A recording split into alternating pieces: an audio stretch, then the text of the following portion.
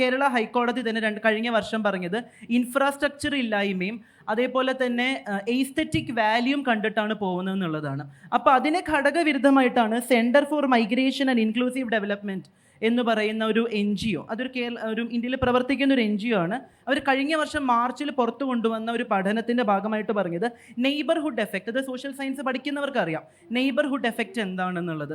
അതായത് പണ്ട് മുതലേ നമ്മൾ പറഞ്ഞു വരുന്നതാണ് പോവർട്ടീൻ്റെ കാരണം അതാണെന്നൊക്കെ വെറുതെ നമ്മൾ പറയാറുണ്ട്. അപ്പുറത്തെ വീട്ടിൽ ഒരു TV ഉണ്ടെങ്കിൽ ഇപ്പുറത്തെ വീട്ടിൽ 2 TV വേണം, അപ്പുറത്തെ വീട്ടിൽ ഫിയറ്റ് ആണെങ്കിൽ ഇവിടെ ബെൻസ് വേണം എന്നുള്ള ചിന്താഗതി ഉണ്ട് എന്നുള്ളത്.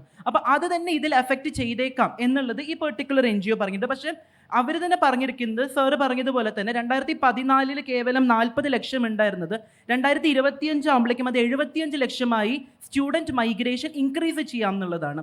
അപ്പോൾ ഒരു സോഷ്യൽ സയൻസ് ഗവേഷകൻ എന്നുള്ള നിലയ്ക്കും അതിലുപരി പൊളിറ്റിക്കൽ സയൻസ് ഗവേഷകൻ എന്ന നിലയ്ക്കും കുറച്ച് സോഷ്യൽ NGOസിനൊപ്പം വർക്ക് ചെയ്യുന്ന ഒരു വ്യക്തി എന്ന നിലയ്ക്കും എനിക്ക് തോന്നിയിട്ടുള്ളത് ഇതിൽ കുറേ സോഷ്യൽ ഫാക്ടേഴ്സ് ഇൻഫ്ലുവൻസ്ഡ് ആണ്. എസ്പെഷ്യലി കേരളത്തിൽ നിന്ന് പോകുന്നതിൽ കുറേ സോഷ്യൽ ഫാക്ടേഴ്സ് ഇൻഫ്ലുവൻസ്ഡ് ആണ്. അതൊന്നാമത്തെ കാര്യം എന്നുള്ളത് സേഫ്റ്റി എന്നുള്ളതാണ്.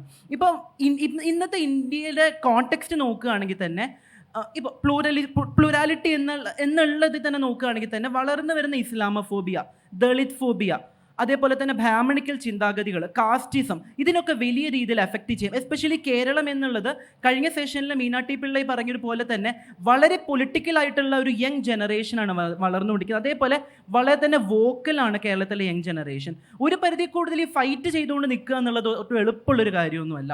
അതിലുപരി ഈ കമ്പാരേറ്റീവ്ലി റൈറ്റ് വിങ് വളരാത്ത ഒരു രാജ്യത്തേക്ക്, അതുകൊണ്ടാണ് ഓസ്ട്രേലിയ, കാനഡ പോലുള്ള രാജ്യത്ത് ഇപ്പം അതൊക്കെ മാറിക്കൊണ്ട് തന്നെയാണ് ഇരിക്കുന്നത്. അവിടുത്തെ പൊളിറ്റിക്കൽ കോണ്ടെക്സ്റ്റ് മാറിക്കൊണ്ട് തന്നെയാണ് ഇരിക്കുന്നത്.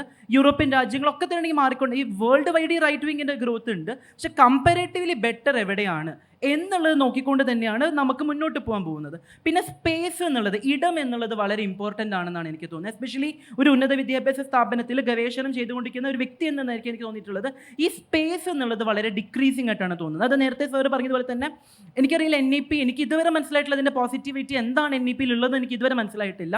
പക്ഷേ NEP-യിലുള്ള ഇംപ്ലിമെൻറ്റേഷൻസ് അത് ശ്യാംരാജ് കമ്മീഷനിലും ഒക്കെ തന്നെ വരുന്ന ഒരു വലിയ പ്രശ്നങ്ങളുണ്ട്.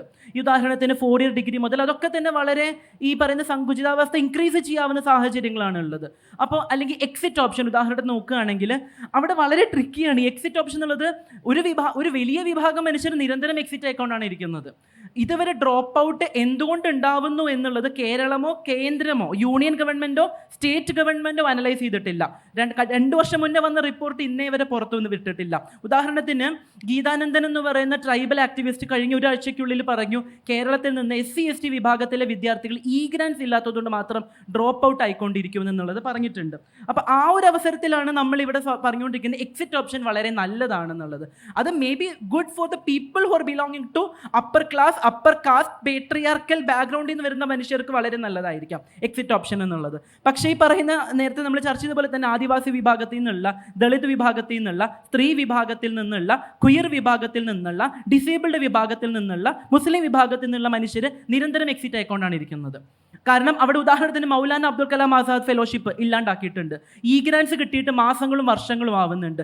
നിരവധി ഫെലോഷിപ്പുകൾ ഇല്ലാണ്ടാവുന്നുണ്ട്. ഞാനൊരു PhD ഗവേഷകനാണ്. ഇവിടെ ഇരിക്കുന്ന നിരവധി PhD ഗവേഷകരോട് ചോദിച്ചാൽ അറിയാം എത്ര ദാരിദ്ര്യത്തിലാണ് ഈ പറയുന്ന ഡിഗ്നിഫൈഡ് ലൈഫ് മുന്നോട്ട് പോയിക്കൊണ്ടിരിക്കുന്നത് എന്നുള്ളത്.